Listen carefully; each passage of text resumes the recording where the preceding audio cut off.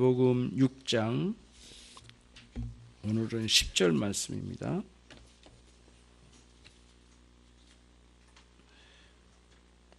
같이 읽겠습니다. 마태복음 6장 10절 말씀 같이 읽습니다. 시작. 나라 임하옵시며 뜻이 하늘에서 이룬 것 같이 땅에서도 이루어지이다. 아멘. 우리가 지난주에는 하나님의 이름이 거룩히 여김 받으시기를 소원하는 간구를 배웠습니다. 그렇죠?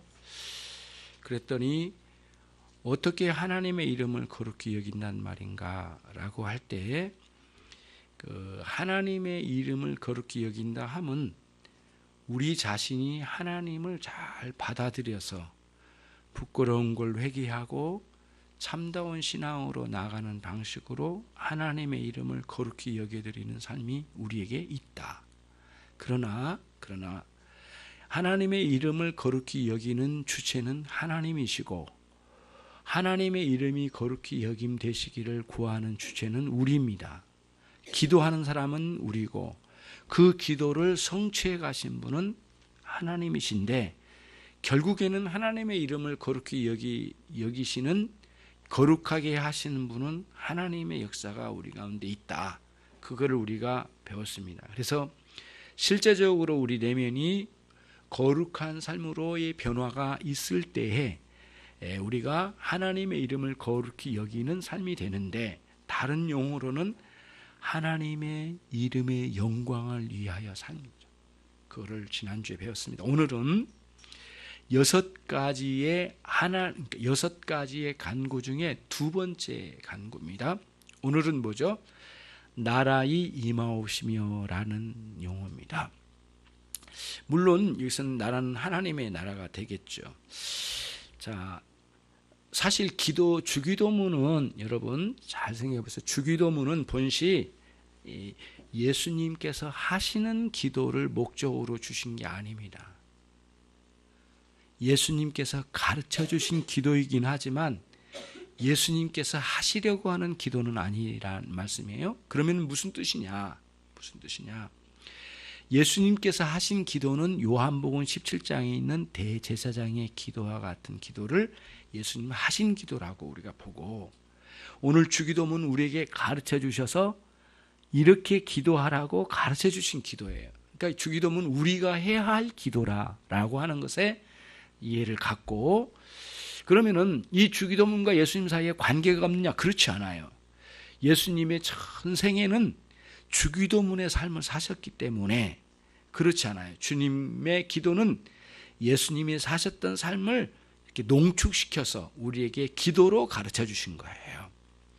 그래서 우리는 주기도문을 잘 받아들여서 이해를 하고 그다음에 이해한 그 주기도문의 말씀을 우리가 이렇게 믿고 그다음 그 주기도문의 정신을 따라서 하나님을 의지하고 사랑하면서 실천해 나가는 삶의 전 과정의 내용들을 주기도문으로 우리에게 주셨다라고 하는 거예요. 그런 인식을 가지고 그러면은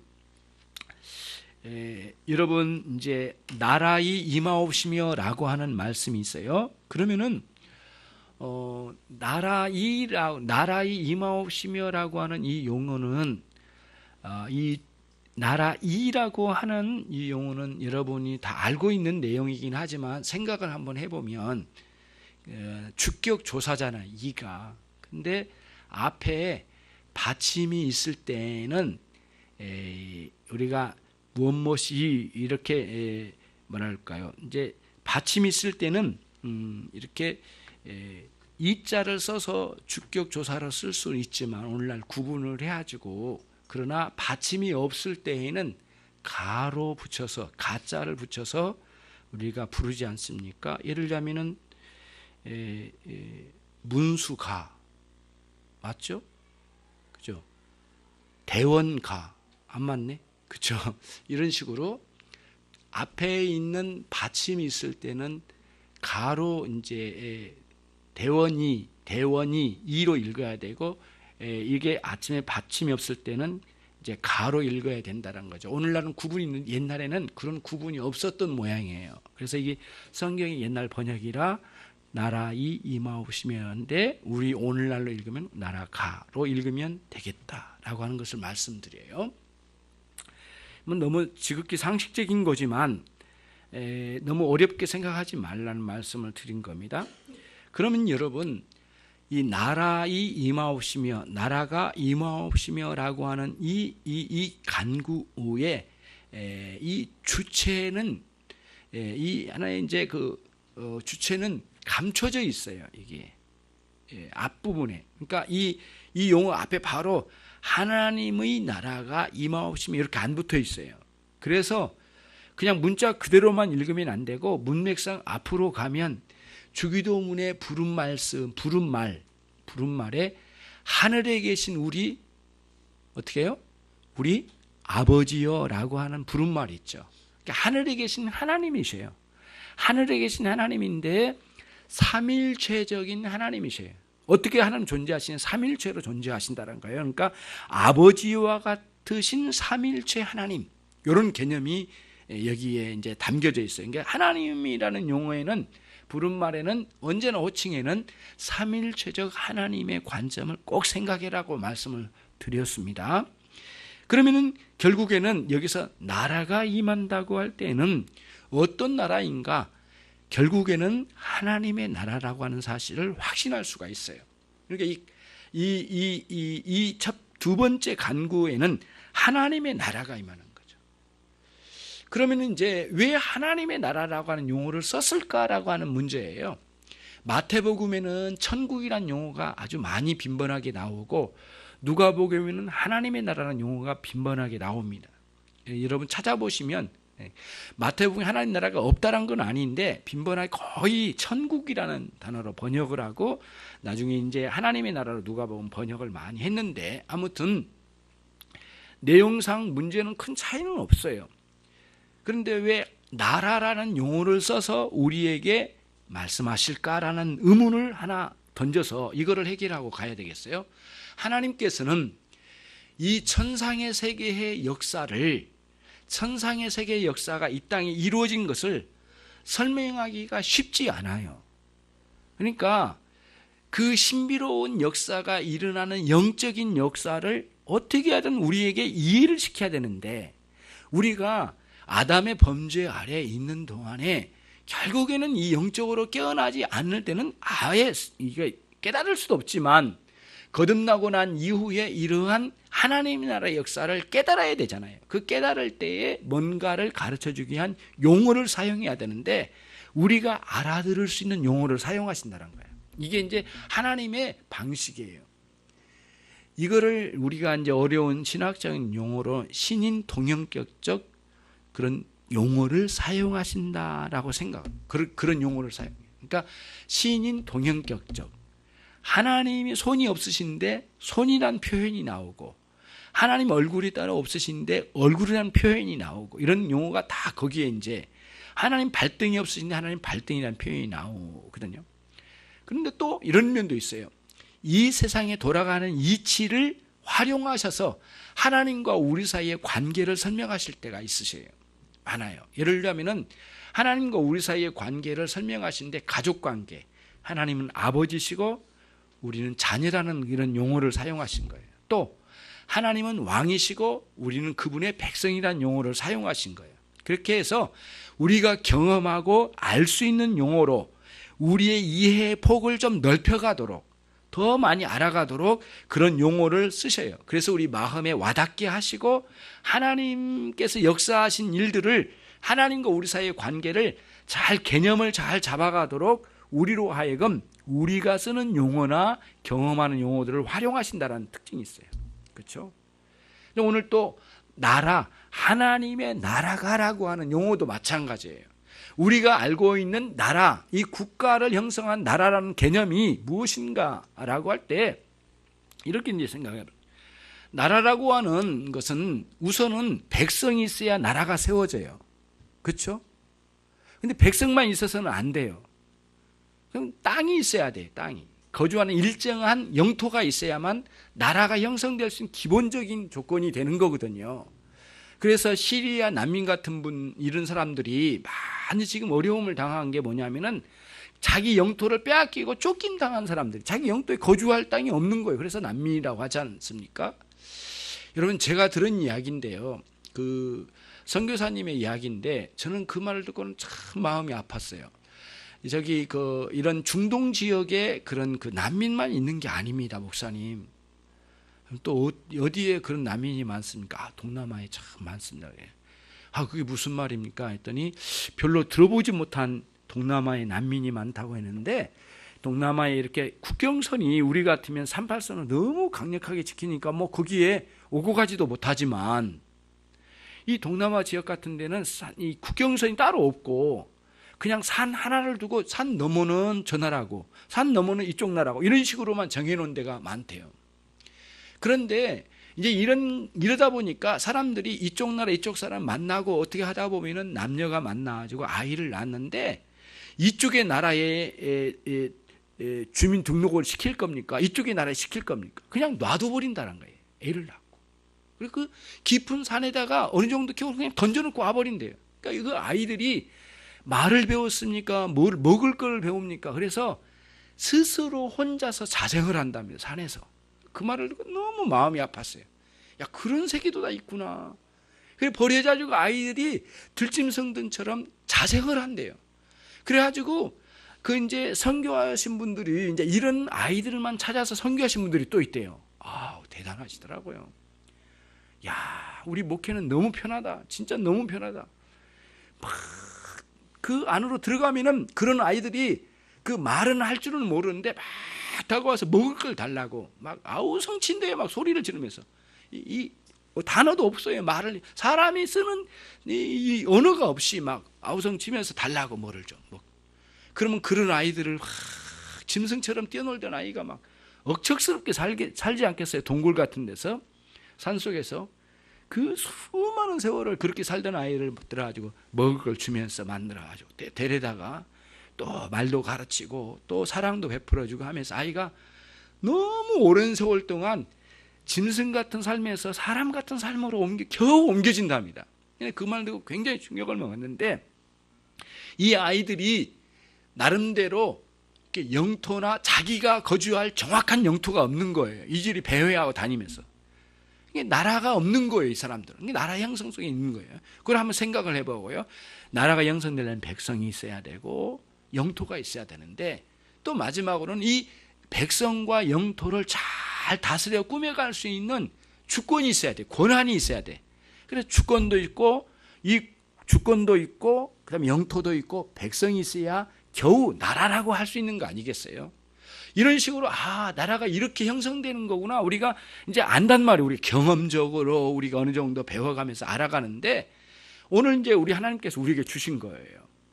하나님의 나라가 임하옵시며라고 너희는 구하라 이렇게 해주셨어요.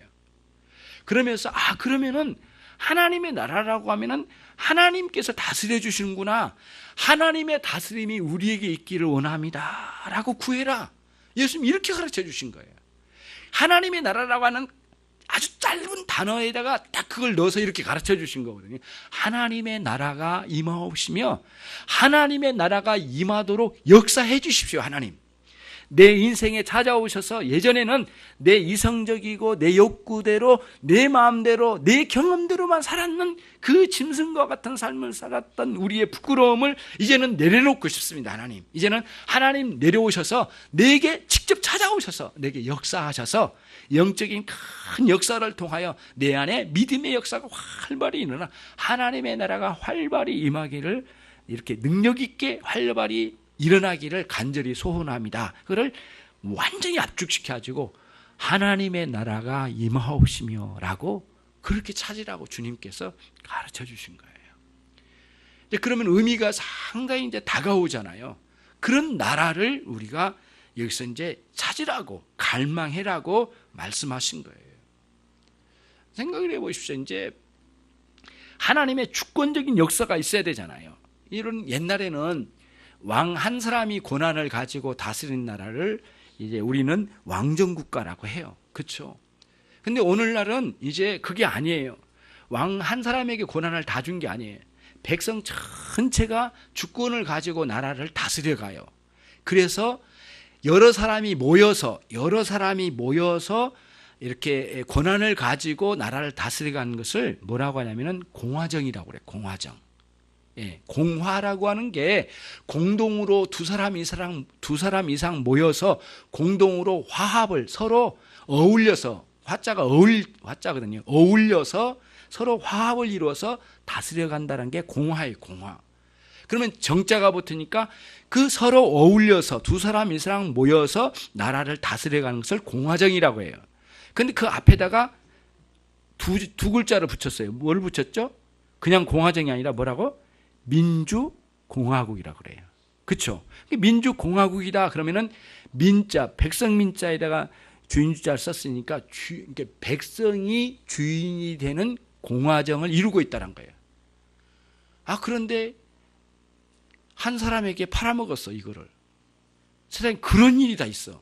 있을 수 없는 일이 세상에 없겠죠? 있어. 그런데 지금 현상의 상황이 그거예요. 백성이 주권을 가지고 이 나라를 꾸려가야 되는데 최씨에게 다 넘겨줬어. 그리고 다 빼앗기고 온갖 이권에 다 개입해가지고 나라를 다 갉아먹으려고 하는 그런 세력들에게 넘겨줬어. 이게 도저히 이해가 안 되니까 사람들이 많이 분노하고 있는 것 같아요. 반드시 나라는 백성이 있고 영토가 있고 그런 주권을 가지고 서로가 관심을 가지고 투표해서 이런 민주공화국을 이루어가는 것처럼 이렇게 아름답게 이 나라를 이루어가고 있잖아요. 이건 하나님께 주신 일반 은혜의 이런 내면적인 국가의 질서예요. 이거 굉장히 중요한 면을 가지고 있단 말이에요. 그러면 여러분, 그렇고, 이제, 그건 그렇고, 하나님의 나라가 이제 우리 안에, 이제 우리 가운데 강하게 임해야 되는데, 이거를 주님께서 우리는 충분히 그 순간에 다 이해는 못 했겠지만, 처음으로 이 땅에 복음이 전해지니까 신약 시대가 열려지면서 복음이 선포되어지는 첫 번째 복음 선포가 뭐예요? 세례 요한에 의해서 전파된 첫 번째 외침이 뭐였죠? 회개하라, 천국이 가까웠느니라. 그러니까 마태복음 3장 2절에 나와요. 첫 번째 복음 전파. 그러니까 하나님의 나라가 가까웠대요. 다시 말하면 여러분을 구원해 주실 분이 여기 와 계신다. 그 뜻이에요. 여기 옆에 계신다. 그러니까 회개하라, 받아들여라, 영접해라. 그분을 영접해라. 그 뜻이에요. 하나님을 영접해라. 그분이 여기 오셨으니까. 그렇잖아요. 백성도 있어요. 예. 그리고 그런 하나님께서 이루는 이런 영토가 있어요. 그리고 또 하나는 뭐예요? 다스릴 분이 오셨다는 거예요. 그게 하나님의 나라라는 거예요. 그분이 예수님이시란 거예요. 그걸 그대로 이어서 주님께서 첫 번째 복음을 전하실 때 제목이 뭐냐면은 회개하라, 천국이 가까웠느니라예요. 예. 예수님이 첫 번째 선포도 그 말씀이에요. 4장 17절에 그래서 세례 요한의 복음 전도와 예수님의 복음 전도가 같은 맥락이에요. 하나님의 나라를 구하라, 하나님의 나라를 받아들여라, 이렇게 말씀하신 거죠. 그런 맥락에서 이제 우리가 여기서 하나님의 나라에 대해서 생각을 하는 거죠. 그래서 여러분은 기독교인의 신앙생활은 하나님의 나라에 들어가는 거예요. 그 개념이에요. 지금까지 이제 이해된 내용으로 보면, 그래서 하나님께서 다스리심의 주권을 가지시고 우리를 다스려 주시고 우리는 그 다스림에 순응하여 살아가는 것이 하나님의 나라의 역사예요. 천국이 속으로 들어온 거예요. 우리 안에. 우리 인생을 덮은 거예요. 우리를 주관한 거예요. 이끌어 가신 거예요. 예전에는 이 세상에 의해서 끌려갔어요. 그리고 마귀의 자식으로 끌려갔어요. 그리고는 우리의 욕망 따라서 살았어요. 그러니까 우리의 영적인 주적인 내 안에 있는 부패한 옛 본성과 이 타락한 본성과 그런 본성과 사단과 세상에 어울려서 살았던 것이 우리 인생이었어요. 그런데 예수님이 하나님의 나라로 딱 전향해서 왔어요. 딱 전향해서 와서 보니까 우리는 이 세상을 배신하고 전향해서 하나님 나라로 들어왔는데 저쪽에 세상 나라가 보이는 거예요. 그래서 영적인 싸움의 주적은 사단과 세상과 내 안에 있는 부패한 옛 본성이라는 거예요. 영적 개념으로 쫙 생각을 해볼 수 있어야 된다는 거죠. 그거를 말씀해요. 그러면 이제 우리는 관심이 그거예요. 하나님의 나라의 백성이 되면은 그 하나님이 주도적으로 우리를 다스려 가실 텐데 어떻게 다스려 가실까? 그게 이제 우리가 의문이에요. 하나님은 우리를 다스려 가실 때에 말씀과 성령으로 다스려 가신다는 거예요. 이게 성경의 전반의 기본적인 가르침이에요. 하나님께서 우리를 다스려 가실 때 어떻게 다스려 가신다고요? 말씀과 성령으로. 그러니까 말씀과 성령으로라고 하니까 성령님이 무슨 도구처럼 느껴지는데 그게 아니에요. 정확히 말씀드리면 너무 짧게 말씀드린 거지만 그걸 풀어서 말씀드리면 하나님은 우리를 다스려 가실 때에 비인격적으로 짐승처럼 끌고 다니면서 우리를 다스리기를 원치 않으세요. 하나님은 그러지를 않아요. 왜? 하나님은 우리를 당신의 자녀 삼으셨기 때문에 관계에 있어서 굉장히 인격적인 관계가 형성되기를 원하시고, 그리고 자식이 아버지 앞에 가는 정상적인 아버지와 정상적인 아들이 관계를 유지하는 것처럼 하나님도 그런 관계를 유지하기를 원하셔요. 하나님께서. 그래서 인격적으로 우리를 다스려 가시길 원하시는데 어떻게 하냐면 하나님 당신 자신이 인간의 용어를 활용하셔서 말씀으로 찾아오셔요. 말씀을 주셔서. 그래서 우리로 하여금 잘 이치를 깨닫게 해주셔요. 근데 깨달음만 있는 게 아니에요. 그 깨달음에 우리 마음의 동의를 불러일으켜 주셔요. 그걸 누가 하세요? 성령님께서 하신다는 거예요. 우리에게. 성령님은 우리 내면 깊은 곳까지 역사하시는 능력이 있으시는 내재성을 가지신 성령님의 역사가 있기 때문에 성령님은 초월적인 성령님이시기도 하지만 내재적으로도 우리 영혼까지 침투하여 역사하셔서 우리를 이끌어 나가신 거예요. 그러니까 우리를 신앙은 어거지로 막 끌고 가는 그런 신앙이 아니라 하나님의 말씀을 듣고 마음에 와닿게 되고 와닿게 된 그 말씀을 따라서 차근차근 이치에 따라 순종해 나가는 방식으로 하나님의 다스림을 받는 거예요. 예. 근데 우리는 성경을 볼 때 이제 그렇게 안 해요. 자꾸 그런 식으로 가는 거를 자꾸 우리가 꺼려해요. 그리고 억지로 끌려가는 것에 습관화가 되어 있어요. 그래가지고 하나님의 율법도 강압적으로 우리를 강요하는 율법으로만 이해가 돼버린 거예요. 그러니까 율법이 사랑스러운 하나님의 속삭이는 말씀으로 안 들리고 율법이 우리를 내리치고 우리를 막 강제로 이끌어가고 이렇게만 우리가 들려져 버린 거예요. 예. 그게 어떤 현상이냐면은 양자의 영, 다시 말하면 성령님이 오셔서 너는 나의 자녀라, 너는 나의 백성이라 이렇게 느껴지는 큰 이런 그 강한 느낌, 이런 경험, 이런 변화를 통해 내면의 변화를 통해서 하나님 주신 이 율법 날카로운 말씀일지라도 달콤하게 나를 위하여 주신 말씀으로 다가오는 놀라운 역사가 우리 안에 있어요. 그러니까 예수님 말씀하신 게 율법이 첫째 되고 둘째 되고 넷째 되고 제일 첫 번째 되는 계명이 뭐냐라는 질문 속에 사랑을 기초로 놓아주셨어요. 예, 하나님을 사랑하고 이웃을 사랑하는 이 율법의 말씀을 이 너희 강요, 강압 이런 그런 개념으로만 볼 게 아니라 너희 안에 깊이 하나님을 사랑하고 이웃을 사랑하는 기본적인, 다시 말하면 성령님께서 오셔서 인격적으로 너희 마음을 변화시키시면 너희 마음이 그렇게 사랑할 수 없었던 하나님을 사랑하게 되고 그렇게 투기하고 질투한 데만 대상으로 삼았던 이웃을 사랑한 데까지 나갈 수 있게 된다. 그러면 주신 율법이 날카로운 강압으로만 들린 게 아니라 달콤한 하나님의 말 속삭이는 말씀으로 들려진 거예요. 그러니까 그렇게 신앙생활을 하는 거예요. 그러니까 어떤 사람은 아직도 신앙생활을 할 때 억지로 끌려가고 두들겨 맞고 질질 끌려가지고 억지로 나오는 교회생활, 신앙생활이 그게 신앙생활의 전부인 것처럼 생각하는데 그거는 기독교 신앙생활 아직 못 들어온 거예요. 하나님의 나라의 역사가 하나님의 나라가 우리 안에 임하지 못한 가운데 있다 이거예요. 왜? 하나님은 인격적으로 다스려 가시니까. 하나님은 항상 일깨워 주신 방식이에요. 일깨워 주신 방식으로 우리를 이끌어 가세요. 일깨워 준다는 게 뭐예요?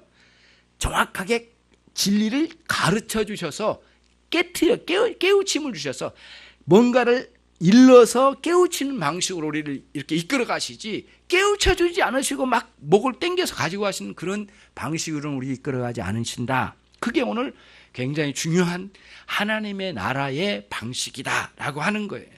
말씀으로, 말씀을 도구로 하여 우리에게 인격적으로 들려주고, 그 도구로 하여 역사하시는 성령님의 역사하심을 통하여 우리가 인격적 순종을 통하여 하나님의 나라의 다스림을 받고 산다. 이게 이제 오늘 본 말씀의 핵심적인 요소가 되는 것이에요. 그래서 여러분과 제가 갈망해야 돼요. 기독교 신앙생활이라고 하는 것은 기본적으로 말씀과 성령의 역사하심을 통하여 하는 것이 기독교 신앙생활이다. 기본이에요, 기본. 예. 그래서 라틴어로 스피리투스 꿈 베르보 이렇게 돼요. 스피리투스는 성령님, 꿈 뭐뭐와 함께, 베르보 말씀과 함께 역사하시는 성령님, 이거를 종교 개혁자들이 하나의 신앙의 모토로 삼았어요. 모토로. 굉장히 자기의 강한 신념을 흔들리지 않게 했어요. 그래서 여러분 이제 여기서 한번 정리를 해볼 게 하나 그거예요. 신비적인 체험으로만 신앙생활을 할 때는 엄청난 문제가 발생돼 버린 거예요. 그래서 인격적인 하나님의 다스림으로 신앙생활을 한 게 아니라 뭔가에 깜짝깜짝 놀래서 거기에 이렇게 올바른 깨달음을 통해서 오는 게 아니라 뭔가 반응을 보고 찾아가는 것인데, 이게 올바른 게 신앙생활이 아닌 거죠. 그런 신비로운 체험 쪽으로 한쪽으로만 가는 거예요. 이렇게. 예. 그다음에 어떤 사람은 강요를 통해서 가는 거예요. 율법주의자죠. 강요를.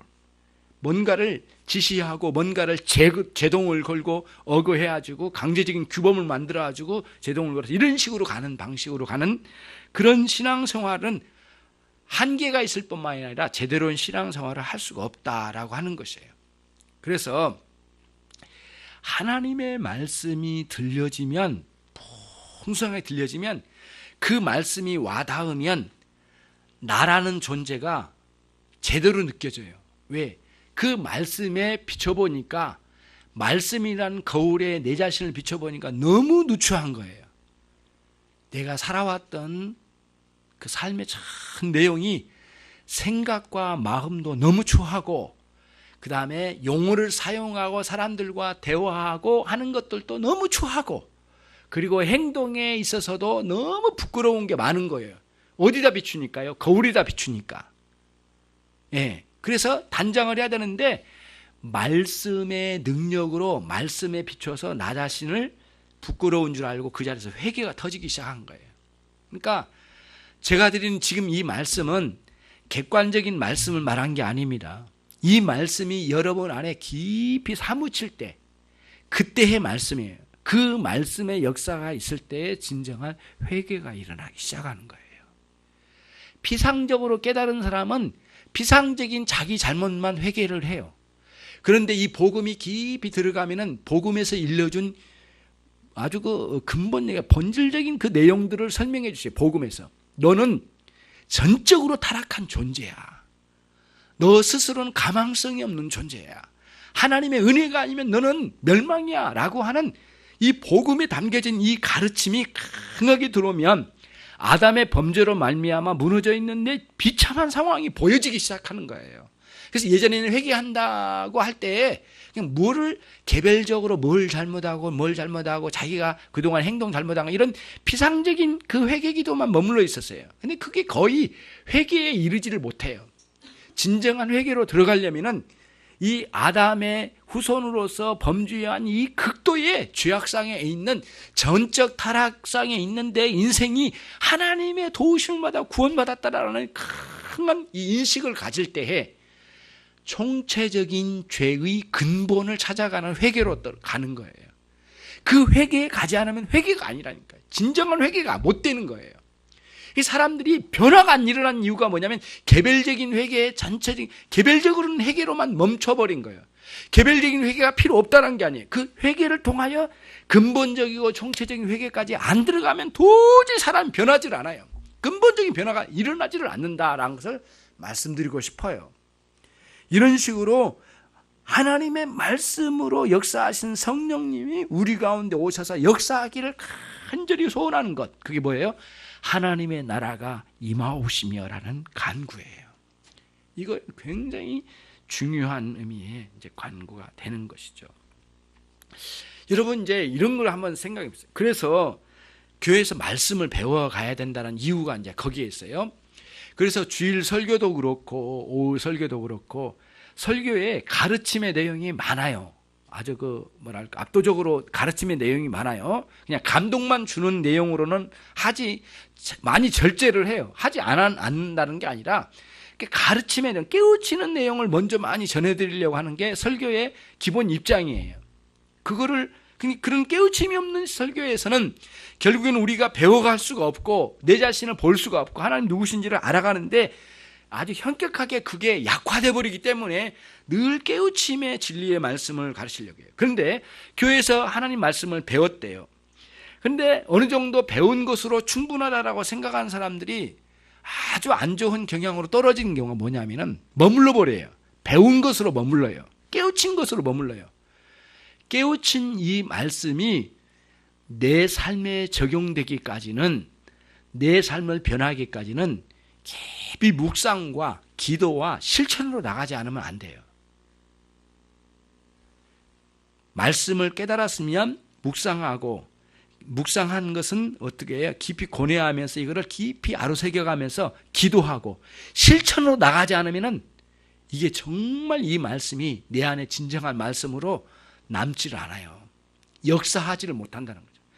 하나님의 은혜가 모자라거나 하나님의 은혜가 약해서가 아니에요. 우리 안에 근본적으로 추함이 많기 때문에 거룩하신 하나님의 은혜가 여기에 머물러 있지 못하게 하는 우리의 악함 때문에 그런 거예요. 우리가 그 은혜를 밀친 거예요. 우리가 은혜를 거부한 거예요. 우리의 악함으로 그걸 거부한 것이라는 거예요. 그런 개념으로 생각해야 되거든요. 너무 오해를 많이 해서 사람들이 하나님의 은혜는 참 약하구나, 있다가 없어지고 뭐 은혜 받은 것 같은데 없는데 이게 웬일이지? 하나님의 은혜는 참 약한 거구나, 이렇게 말하면 안 돼요. 자기를 봐야 돼. 자기. 내가 너무 추하고 이 추악함이 내 안에 있다는 것을 모르는 거예요. 자기. 모르는 거예요.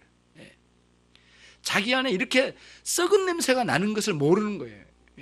그거를 여러분들이 말씀을 통해서 깨우쳐가면서 깊이 회개하고, 그 말씀을 통하여 기도죠. 묵상과 기도를 통하여 깊이 기도해 나가는 거예요. 그러니까 묵상은 이게 묵상으로 깊이 들어가면 말씀이 우리 안에 들어오면 말씀이 역사하는 그 힘이 있어요. 그거를 경험하게 돼요. 그래서 그렇게 역사할 때는 어떤 느낌으로 다가오냐면 우리가 말씀을 읽은 게 아니에요. 말씀이 우리를 읽은 것 같은 느낌이 다가와요. 하나님의 말씀이 우리를 읽었어요. 그거를 드러내 보여주신 거예요. 성령님의 역사하심이죠. 내적인 역사하심인데 그때 우리가 저렇게 깨트려져요. 너무 슬퍼요. 나는 내 잘난 모습에 막 살았고, 나는 사람들에게 어느 정도 그래 칭찬받으면서 열심히 살았고, 인정해 주는 것에, 남들이 추앙해 준 것에 그냥 그거로 살았단 말이에요. 이게 아니라는 것을 알게 됐어요. 너무너무 가슴 아파 그때 회개하여 하나님께 엎드린 일들이 우리 안에 이제 일어나게 되는 거죠. 그래서 말씀을 이해하려고 생각을 해요. 이해하려고 열심히 이제 우리가 힘써야 되겠고요. 그 다음에 말씀을 받아들여야 돼요. 말씀을 이해하고 받아들여야 돼요. 그 받아들이고 우리가 그 말씀을 믿어야 돼요. 신뢰를 해야 돼요. 그리고는 하나님, 그 말씀을 주신 하나님을 의지해야 돼요. 하나님, 그 말씀을 주신 하나님을 의지해야 돼요. 의지하고 이제 우리는 의지하고 끝내는 그 말씀대로 순종하기까지 나가려고, 실천하려고까지 나가려고 힘써가야 돼요. 야고보 선생님은 그거를 말한 거예요. 행함이 없는 믿음이 무슨 믿음이라고 하냐, 죽은 믿음이지. 이렇게 야고보 선생님이 이렇게 말을 해요. 그러니까 무슨 말씀이냐면은 진정한 믿음은 행함이 있는, 다시 말하면 순종하는 것과 연결이 돼 있는데, 그 연결된 순종이 어디 있느냐? 순종 없으면 그 믿음이 아니지 않느냐? 이렇게 이야기를 하는 거예요. 거꾸로 보는 거죠. 반대쪽으로. 우리 이쪽에서는 참된 믿음은 순종이 나간다더라. 근데 그쪽에서는 순종 없으니까 참된 믿음이 아니네, 죽은 믿음이네, 이렇게 반대로 치고 나가는 거예요. 그러니까 야고보 선생님의 가르침과 바울 사도의 가르침이 이렇게 부딪힌 게 아니라 하나를 두고 어느 측면에서 받느냐의 관점에 따라 다른 것뿐이라는 거, 방향이 다른 것뿐이지 하나를 두고 이야기하는 거예요. 참된 믿음은 행함이 있는 믿음이에요. 행함이 있는 믿음이라고 하는 것은 말씀으로 인한 그 믿음이 순종으로 나간 거예요. 순종과 믿음은 하나예요, 하나로. 그러니까 순종하지 않고 있는 나에게는 믿음이 충분하지 않다는 것을 보는 거예요. 그때 너무 가슴 아파요. 하나님께 깨트려져 가는 것이죠. 이런 원리를 따라서 우리가 하나님의 나라에 역사하시는 그 하나님의 인격적 다스림을 통하여 우리가 그분의 통치를 따라서 사는 거예요. 다스림을 따라서요. 이게 이제 일반적이고 기본적인 거예요. 이거 기본 바탕이 깔고 또 우리가 생각하고 추적하여 추론할 수 없을 정도로 하나님 신비한 방식으로 섭리해 주신 것은 물론 있어요. 하나님 정말 그렇게 역사하신 게 있어요. 내가 내 이성적으로 이해를 할 만큼 아는 방식으로 알아가서 뭔가 이룬 게 아니라 하나님은 놀랍고 신비한 방식으로 우리의 인생을 이끌어 가신다는 말이죠. 그러니까 하나님의 깊은 섭리의 세계는 우리 이성적으로 판단해서 알아갈 수 없는 것이 가려져 있어요. 그 섭리는 결국에는 섭리가 이루어지고 난 다음에서야 깨달아요. 이게 원리예요. 하나님이 감춰진 역사죠. 이게 감춰진 역사예요. 그런 관점에서 잘 생각해 보면 기본적으로 이제 우리는 말씀으로 깨달아서 말씀의 깨달음을 통하여 인격적으로 하나님께 순종하는 방식으로 다스려 가신다. 그 다스림을 우리는 인격적 다스림을 통하여 우리는 살아가는 것이 기본적이다. 그럼에도 불구하고 하나님 매우 신비로운 방식으로도 역사하셔서 이끌어 가신 것을 우리는 배제할 수 없다. 왜? 하나님의 방식은 무궁무진하시니까요. 그 능력의 만큼이나 방식도 무궁무진하시니까 말이죠. 그렇죠. 그래서 하나님의 말씀을 제대로 배우려고 힘쓰고요. 제대로 깨우친 것을 마음에 담아내려고 힘써야 되겠고, 그 다음에 그 말씀을 주신 하나님을 의지하고 사랑하는 데까지 나가려고 힘써 가는 사람들에게는 순종의 삶이 열매로 맺혀지게 되겠어요. 이런 원리를 잘 여러분들이 생각하시면 하나님의 나라를 왜 구하라고 하셨는가라는 그 구하라고 하신 주님의 이 주기도문 가르침이 이해로 다가와요. 이해가 되는 거예요. 물론 하나님의 역사하심을 다 이해할 수는 없어요. 아까 말씀드린 것처럼. 그러나 기본적으로 우리가 말씀으로 이해해서 깨달아갈 수 있는 세계가 있다는 것이에요. 그러니까 깨달을 수 없는 세계가 있는 것만 가지고 하나님의 세계는 다 못 깨달아. 그냥 말씀은 깨달을 일이 아니야. 그게 뭔지 모르겠어. 그냥 하나님 시키는 대로 살아가 버릴게. 이렇게 되는 대로 살아갈게라고 하는 것은 기독교 신앙에서 이야기한 게 아니에요. 그래서 늘 깨우쳐 가야 돼요. 그래서 기독교가 아닌 다른 종교에도 상당히 이런 자기 나름대로 가지고 있다라고 하는 뭔가를 깨우쳐 가려고 해요. 그래서 그런 깨우침을 안 가진 사람들을 비아냥거려요. 그 용어가 하나 뭐냐면은 중은 중인데 땡중이야. 그러니까 이런 사람들은 깨우치지 않고 이렇게 자꾸 몸 바가지 하나 들고 다니면서 사람들에게 이렇게 공양받는 것으로만, 그래서 굉장히 그 백성들을 만나서 이렇게 자기 나름대로 불교를 전파하지 않겠는가 이렇게 하는데, 그런 자기 나름대로도 깨우침이 없는 거예요. 그런데 진짜 땡중은 교회에 많아. 왜냐하면 안 깨달으려고 하는 사람이 너무 많아. 오늘날 기독교는 거의 안 깨닫는 세계로 접어들었거든요. 거의 배우려고 하지 않고 깨닫지 않으려고 하는 시대에 접어들었기 때문에 말씀을 잘 안 들어요. 말씀을 듣지 않기 위하여 교회 나온 사람들이 태반이에요. 말씀을 거부하기 위하여 교회 나온 사람들이 있어요. 하나님을 거부하려고 교회 나온 사람들이야. 하나님의 원리를 깨려고, 하나님의 원리를 안 받아들이려고 교회 나온 사람들이야. 하나님을 멀리하고 싶어서 교회 나온 사람들이야. 그리고는 종교 생활은 자기 인생의 아름다운 액세서리야. 이런 식으로 추락시키는 거예요, 기독교를. 그러니까 완전히 더럽힌 거죠. 완전히 더럽히는 그런 일들이 이제 교회 안에 막 이렇게 많이 있으니까 이 교회가 굉장히 슬픈 거죠. 여러분과 저는 절대 거기서 떠나야 된다는 거예요. 이제는 말씀을 깊이 인격적인 신앙생활로 가야 되겠다. 그리고 우리 성령님은 우리 내면에 깊이 우리에게 찾아오셔서 어거지로 끌려가신 분이 아니라 우리 안에 하나님을 향한 사랑을 불러일으켜 주시고 말씀을 깨닫게 하시고 우리를 죄를 깨닫게 하시고 하나님의 의로우심이 뭔지를 깨닫게 하시고 심지어는 너무 우리 무지막지하게 사니까 심판의 무서움도 깨닫게 해주신 거예요. 예. 그래서 예수님 말씀하신 거 요한복음 16장 8절 이하의 말씀에서 성령님이 오시면 너희 죄에 대하여 책망하리라. 예. 너희 의에 대하여 책망하리라. 심판에 대해 책망하리라. 엘렌코 책망이 아니라 정확한 번역은 뭐라고요? 죄에 대하여 깨닫게 하리라. 성령님이 오시면 너희 의가 뭔지에 대하여 깨닫게 하리라. 너희들이 몰랐지 하나님의 심판에 대하여 충격적으로 깨닫게 되리라. 그럼 너희들은 회개하지 아니할 수 없겠지? 성령이 오시면 너희를 회개케 하시고 그러면 너희들은 하나님의 나라의 백성이 될 거야. 예수님 그렇게 말씀해 주셨어요. 요한복음 16장이에요. 요한복음 16장은 예수님의 유언적인 설교예요. 13, 14, 15, 16. 그 다음에 마지막 17절은 예수님의 기도회예요. 설교가 아니라 기도란 말이죠. 이 네 다섯 장이 굉장히 중요한 내용을 가르쳐주는데 그런 의미가 담겨져 있어요.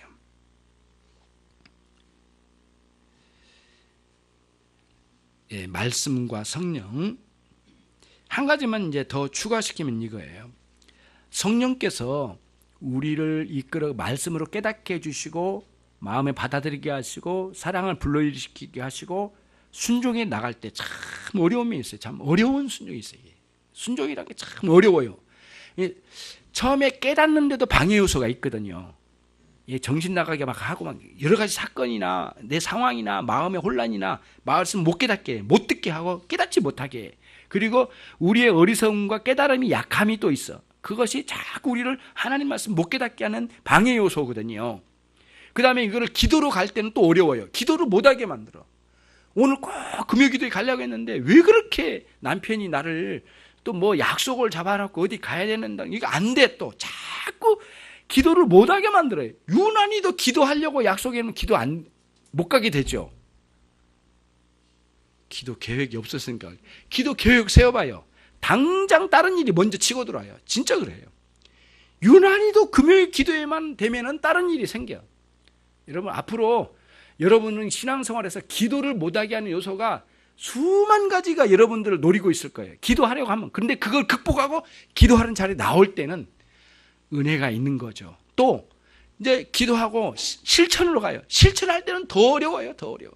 그래서 오랜만에 그 예화를 또 다시 한번 들어도 되겠죠. 어떤 사람이 실제 있었던 이야기를 말씀드린 거예요. 군대를 갔답니다. 군대를 갔는데 이렇게 이제 어느 산에 보초를 섰대요. 근데 그 밑에는 마을이 좀 큰 마을이 하나 있고 산 속에 보초를 했는데 마을과 이 보초 그러니까 그 군부대와 그 사이에 이렇게 경계를 쓰고 보초 서는 데가 있답니다. 그런데 각 소대가 이제 한 20명, 뭐 30명 이렇게 모이잖아요, 소대가. 그러면은 이제 이제 병장도 있고 나중에는 이등병도 있고 이렇게 쭉 계급별로 있잖아요. 그런데 처음에 이제 막 들어간 애들은 뭐 일을 안 시켜요. 좀 상병 좀 달고 좀 뭔가 좀 군대 생활에 좀 뭘 좀 눈 좀 뜨고 그런 애들에게 뭐를 시켜요, 되게. 군대 갔다 오신 분들 모른 척 하시는데 다 아시잖아요. 이렇게 모른 척이야 또 이제 저도 할 말이 있긴 한데 그렇게 하더란 거예요. 그런데 이 사람이 그리스도인이에요. 근데 이제 윗사람이 그러더래요. 야, 너 알지? 네가 순번이야. 해서 뭔데요? 김치. 무슨 야, 이 녀석아. 우리들이 또 엊그제 먹었던 김치가 무슨 김치인 줄 알아? 저 동네에서 훔쳐온 거야, 임마. 그러면서 김치를 훔쳐오라고 그러더래요. 그 밤에 가서 보초를 쓰다가 하나는 세워놓고 총 내려놓고 김치를 훔쳐와라고 제 마을에 들어가 도둑질을 해와래요. 근데 자기가 예수님을 믿는 사람으로서 또 십계명에 도적질하지 말지니라 너무 선명하게 알고 있는데 내가 어떻게 하나님 말씀을 어기면서 김치를 훔쳐와야 된단 말인가 고민이 생긴 거예요. 날짜를 딱 정해줬대요. 근데 그 날짜 기간 동안 근무 쓰면서 고민하고 뭐 어디 일을 하면서 고민하고 계속 기도하면서 하나님 어떻게 해야 될지 뻔히 내가 교회 다니고 열심히 예수님 믿는다는 걸 아는데 내가 이렇게 훔쳐와도 욕먹을 짓이고 안 훔쳐오면 또 욕먹고 두드러 맞을 거고 중간에 낀 거예요. 너무 고민이 돼가지고 하나님 어떻게 해야 됩니까 이거를. 다른 사람 다 훔쳐와 나는 안 될 것 같은데 도저히 도적질을 하면 안 되는데요. 근데 저 사람 무서워서가 아니라 나는 하나님 앞에 도적질을 하면 안 되는데요. 한참 기도하는데 번쩍 떠오르더래요. 훔쳐오지 마라. 가서 달라고 해라. 그러더래요. 달라고. 마음에 큰 밀려오더래요. 그냥 정식으로 안 주시면 어쩔 수 없지만은 가서 달라고 해라. 그래가지고 이제 위에 애들이 위에 병장들이 그랬을 거 아니에요. 이 밥그릇인데 이만한 통에다가 김치, 된장 훔쳐와라고 던져주더래요. 가지고 이제 갔답니다. 갔는데 밤에 간 게 낮에 갔대요. 낮에 가가지고 정식으로 가가지고 한 집 한 집 위에 부대에서 왔는데요. 우리 윗사람들이 김치를 먹고 싶다고 김치 좀 달라고 저렇게 아우성인데 제가 오늘 꼭 갖다 좀 주고 싶은데 좀 김치 좀 주면 안 되겠습니까? 이렇게 정중하게 이야기했대요. 그렇게 먹고 싶냐 그러면서 김치를 가져오는데 한 바가지가 아니라 통으로 가지고 오더래요. 그래가지고 바켓으로 하나 줘가지고 그거를 짊어지고 이제 부대로 들어간 거예요. 그때 난리가 난 거예요. 이 대낮에 김치를 훔쳐와도 너무 많이 훔쳐와가지고 당황한 거예요, 이 사람들. 야, 예수 믿는 놈이 이렇게 와가지고 다 훔쳐오면은 너는 어떻게 되고 우리는 어떻게 되냐. 이렇게 많이 훔쳐오면은 부대로 찾아올 건데 어떻게 되느냐. 너 이런 식으로 하지 말라고 막 그러더래요. 어떻게 훔쳐왔냐. 그 이야기는 한번 들어보자. 그랬더니 훔쳐온 게 아니고요. 주셨어요. 달라고 했어요. 그러니까 순종하려고 힘쓸 때는 지혜를 주셔요. 의욕도 주셔요. 순종할 의욕도 주셔요. 이거는 성령님께서 이렇게 역사하시는 거예요. 그러니까 순종할 때, 하려고 할 때 의욕이 없어서 못할 때도 있고요. 어떻게 순종해야 될지 모를 때가 있단 말이에요. 그러니까 성령께서 주신 말씀을 그동안의 말씀을 배워간 내용들을 따라서 인격적으로 잘 이렇게 담겨진 말씀이 역사하는 거예요. 이렇게 역사하는 거예요. 그런 그 놀라운 역사가 우리 안에 있는 거죠. 이런 식으로 하나님의 나라가 한 사람 안에 침투하고 하나님의 나라가 이렇게 교회적으로 확장되어져 가는 거예요. 그러면 여러분, 이제 우리 교회만 교회가 아니잖아요. 주님의 교회는 저 주변에 많이 있거든요. 이런 교회 안에 참다운 신앙의 사람들이 오늘 또 생겨날 거 아니에요. 우리 교회만 일어난 게 그쪽에도 일어날 거예요. 한 사람의 신앙이 깊어지고 확장된 것도 있겠지만 옆에 사람도 하나님의 나라가 확장되는 일들이 있을 거란 말이에요. 그래서 오늘 또 계속 하나님 나라는 확장되는 거예요. 어떤 사람은 교회가 작아졌다고 하는데 천만의 말씀이에요. 그거는 외적으로 가시적으로 보여진 사람의 숫자가 적어졌는지 모르지만은 진정한 의미의 하나님의 나라는 확장되고 있는 거예요. 한 번도 쭈그러든 적이 없어. 계속 확장되고 있는 거예요. 그걸 어디서 확인할 수 있느냐 하면은 하나님의 말씀은 한 번 우리 안에 떨어지면 영원히 우리 안에 거한대요. 한번 찾아볼까요? 베드로 전서를 한번 가보겠습니다.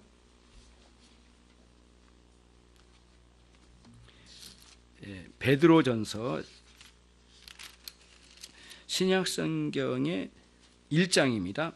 베드로 전서 1장 378쪽쯤 보시면 좀 다르지만 베드로 전서 1장 23절로 5절까지.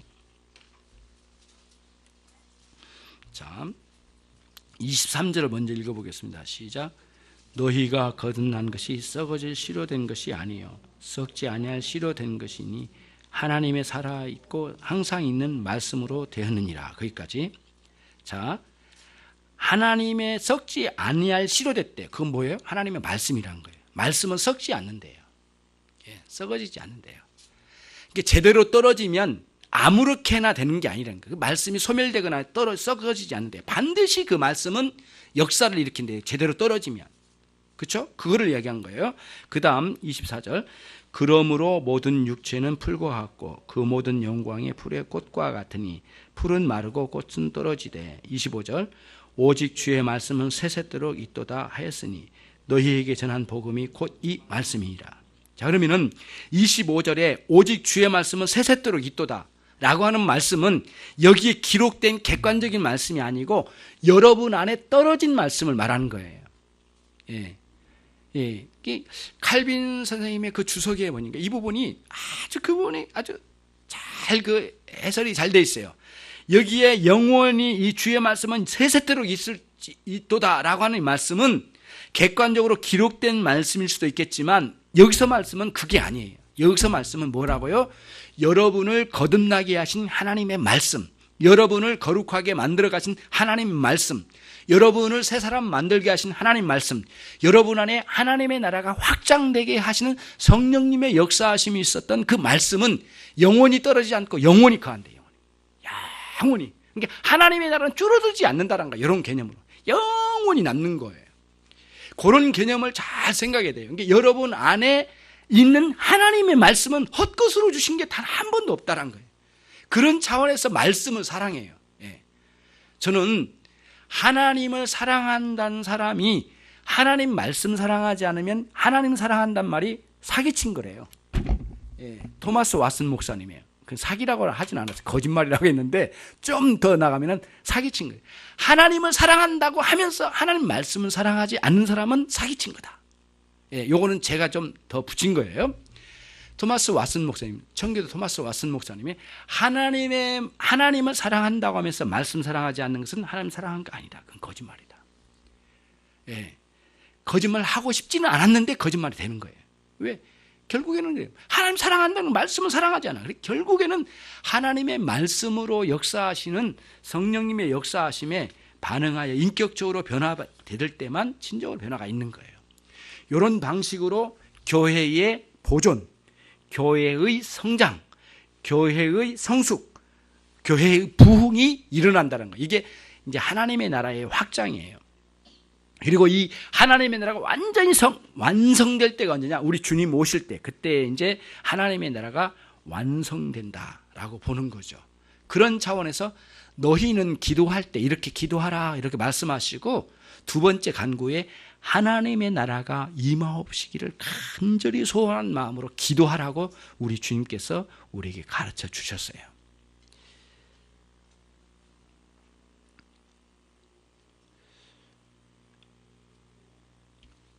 이제 말씀을 정리해 볼게요. 하나님 우리를 창조해 놓으실 때는 덩그러니 우리만 창조해서 던져 놓으시지 않고 우리가 존재할 수 있는 원리를 주셨어요. 그 원리 중에 하나가 있는데 여러 가지 원리가 있겠지만 그 중에 하나가 뭐냐면은 반드시 우리 존재의 목적을 주셨대요. 그래서 목적을 상실하면 방황으로 간대요. 그래서 허무함으로 떨어진 거예요. 그럼 여러분, 그 우상이라는 용어가 있죠. 허무함이라는 뜻이 있대요. 우상이라는 용어 자체 안에 허무함이라는 의미가 있대요. 근데 허무함이 왜 그런 줄 아세요? 진정한 우리의 존재의 목적이 안 되기 때문에, 그 우상은. 그러면 누가 우리의 경배의 대상이에요? 하나님.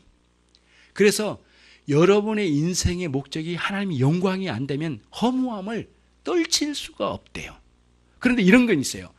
일시적으로 향락이나 인생의 즐거움, 자기 욕구대로 살아갈 때에는 뭐 목적도 없고 막 살아가니까 죄를 범하면서 살면 그게 그 죄의 즐거움이 우리의 허무함을 마비시키니까 허무함이 없는 것처럼 느꼈을 뿐이지 진짜로는 속으로는 허무함이 있대요. 그래서 그 인생의 욕구의 즐거움이 끝나면 즉각적으로 어디로 떨어져요? 벼랑으로 떨어지는 게 뭐냐면 허무함의 벼랑으로 떨어진 거예요. 그 사람들이 죄를 범하면 범할수록 허무함을 이기려고, 허무함을 이기려고 더 큰 죄를 범한대요. 또 가면 또 더 큰 죄를 범해가지고 허무함으로 간 거예요. 그래서 죄의 목적은 무엇이냐라고 질문하면 허무함이다. 아무것도 없대요. 쭉 가면. 왜? 하나님 반대로 가니까. 그러니까 허무함의 반대로 가면 하나님의 영광이에요. 허무함의 반대로 가면 하나님이세요. 그러니까 하나님께로 가까이 가면 가까이 갈수록 우리 안에 행복, 충족함, 영혼의 만족감 이런 것들을 누리게 되는 거예요. 예. 여러분, 사람이 같은 관계를 형성하다가 가족들이 죽으면 얼마나 많은 허무함이 있습니까? 그 존재의 허무함, 너무너무 허무해요. 그 존재가 너무 있어야 되는 게 없으니까. 그러니까 뭐냐면은 그 사람을 향하여 사랑이 목적을 향하여, 그러니까 사람을 사랑할 때 목적을 두고 사랑하니까 이게 이제 뭐라 할까요? 그 목적이 없어져 버렸단 말이에요. 이게 목적이 없어지니까 결국에는 어떻게 해요? 이 허무함으로 떨어진 거죠. 목적이 없어졌으니까. 그러니까 사람이 허무한 이유가 그거예요. 어떤 물건 같은 거는 어떤 그만큼의 사람만큼의 목적을 두고 사랑하지는 않거든요. 그러니까 이걸 잊으면은 좀 서운하고 불편하긴 하지만 사람이 없어졌을 때는 엄청나게 허무해. 왜냐하면은 그만큼 목적을 두고 사랑했기 때문에 사라지면 너무 허무한 거예요. 그래서 우리는 사람을 목적을 두고 사랑하되 그 사람을 목적을 두고 사랑하면서 그 사랑을 통하여 하나님을 목적을 두고 사랑하는 데까지 나가지 않으면은 사람을 이혼할 때나 사람과 헤어질 때나 사람이 죽었을 때 너무너무 많은 절망을 해버린대, 사람이. 적절하게 그 헤어나오기가 힘든 거예요. 그래서 우리가 지혜로워야 돼요. 한 사람을 사랑할 때, 아내를 사랑하고 남편을 사랑할 때, 자식을 사랑할 때, 부모님을 존경하며 사랑할 때 그 사람을 목적을 두고 수단으로 사랑한 게 아니라 목적을 두고 사랑하되 그 사랑이 어디로까지 흘러가야 돼? 하나님으로까지 흘러가지 않는 사랑은 결점이 많은 거예요. 그러니까 그 사람이 죽어가거나 없어지면 그 허무함을 견딜 수가 없어요. 그런 의미의 그리스도인은 우리 인생의 진정한 목적은 하나님이셔요. 하나님의 영광. 그 당신 자신 우리의 영원한 목적이 되셔요. 이러한 원리를 우리 안에 주셨어요. 그래서 하나님의 나라를 구하는 건 뭐냐면 그 목적 대신 그분이 내게 오셔서 나와 관계하시고 나를 다스려 주시고 이끌어 주시는데 말씀으로 인격적으로 나를 이끌어 주시기를 간절히 소원한 마음. 그래서 그 안에서 내 안에 행복을 누리는 방식으로 살라고 우리 주님께서 일러주신 거예요.